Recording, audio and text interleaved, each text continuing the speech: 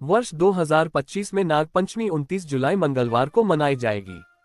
ये पर्व श्रावण मास के शुक्ल पक्ष की पंचमी तिथि को आता है। नागपंचमी विशेष रूप से नाग देवता की पूजा के लिए प्रसिद्ध है। बहुत समय पहले की बात है, भारत के एक छोटे से गांव में एक निर्धन ब्राह्मण परिवार रहता था। उस परिवार में माता पिता और उनके 3 बेटे थे। सबसे छोटा बेटा बड़ा ही समझदार, विनम्र और धार्मिक प्रवृत्ति का था। उसका नाम था कुमार। कुमार को बचपन से ही भगवान शंकर और नाग देवता में बहुत श्रद्धा थी। वह प्रतिदिन शिवलिंग पर जल चढ़ाकर नागों की भी पूजा किया करता था।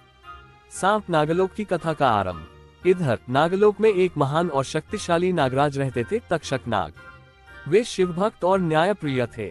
उनका एक पुत्र भी था, कालनाग, जो बहुत अभिमानी और क्रूर था। एक दिन कालनाग ने पृथ्वी पर आकर एक किसान के पुत्र को डस लिया। गांव में भय फैल गया। लोग नागों से डरने लगे और पूजा पाठ शुरू कर दी। आदमी धान एक किसान की बेटी और नागपंचमी। उसी गांव में एक किसान था जिसकी बेटी अत्यंत सुंदर और धर्मपरायण थी। नाम था सुमति। सुमति प्रतिदिन नाग देवता को दूध चढ़ाती थी। उसका विश्वास था कि नाग देवता रक्षक होते हैं, न कि संहारक। जब कालनाग ने गांव में डर फैलाया तो सुमति ने डरने के बजाय पूजा को और भी बढ़ा दिया। नाग पंचमी का दिन आने वाला था और सुमति ने व्रत का संकल्प लिया। सुमति का व्रत और दर्शन। नाग पंचमी के दिन सुमति ने सुबह उठकर स्नान किया, दूध और चावल से भोग तैयार किया और पास के पीपल के पेड़ के नीचे जाकर नाग देवता की पूजा करने लगी। उसकी सच्ची श्रद्धा से प्रसन्न होकर स्वयं तक्षक नाग प्रकट हुए। उन्होंने कहा, ग्रेटर देन, हे पुत्री, हम तुम्हारी भक्ति से प्रसन्न हैं। आज के दिन जो भी हमारी पूजा करता है उसे हम भय, रोग और दुर्भाग्य से बचाते हैं। न्याय का आग्रह। सुमति ने विनती की, हे नागराज, आपका पुत्र कालनाग निर्दोषों को डस रहा है, कृपया उसे रोको। तक्षक नाग क्रोधित हुए और कालनाग को बुलाया। उनके सामने ही कालनाग ने अपनी गलती मानी और वचन दिया कि वह अब कभी निर्दोष को नहीं डसेगा। Folded hands. नाग पंचमी की परंपरा की शुरुआत। उस दिन नाग देवता ने आशीर्वाद दिया, ग्रेटर देन, आज से जो भी श्रावण शुक्ल पंचमी के दिन हमें दूध, लड्डू, दूर्वा और कुश अर्पित करेगा, हम उसके घर सुख समृद्धि देंगे और सांप के भय से उसकी रक्षा करेंगे। सुमति की पूजा को देखकर गांव वालों ने भी नाग पंचमी का व्रत रखना शुरू कर दिया। तब से यह परंपरा आज तक चली आ रही है। Trident sign. नाग पंचमी का पौराणिक महत्व। 1.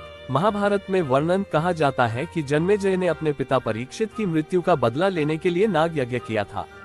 तब आस्तिक मुनि ने आकर नागों को बचाया। उस दिन नाग पंचमी थी। 2. शिवजी के गले में नाग, भगवान शिव के गले में वासुकी नाग है, इसलिए नागों की पूजा से शिवजी भी प्रसन्न होते हैं। 3. अष्टनाग पूजा। नाग पंचमी के दिन 8 प्रमुख नागों की पूजा होती है।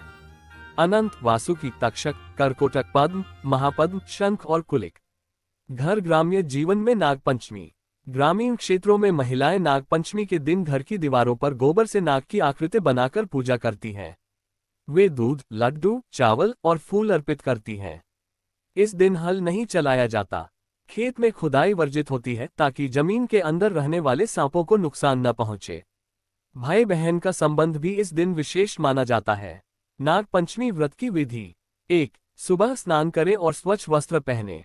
2. घर की दीवार पर नाग देवता की आकृति बनाएं या फोटो रखें। 3. दूध, फूल, कुशा, चावल, अक्षत और लड्डू अर्पित करें। 4. निम्न मंत्र का जाप करें, नागराजाय नमः, अनंताय नमः, वासुके नमः, तक्षकाय नमः। 5. कहानी सुने और परिवार के सुख शांति की कामना करें। 6. भोजन में मीठा, खीर, पुरी आदि बनाएं। 1. नाग पंचमी से जुड़ी मान्यताएं। इस दिन सांप को दूध पिलाने से पुण्य मिलता है।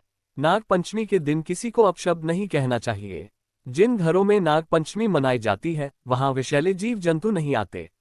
लोककथाओं में नागलोक। पुरानी लोककथाओं में नागों को केवल डरावना नहीं बल्कि चमत्कारी और सहयोगी बताया गया है। वे अक्सर पृथ्वी पर आकर भक्तों की परीक्षा लेते हैं।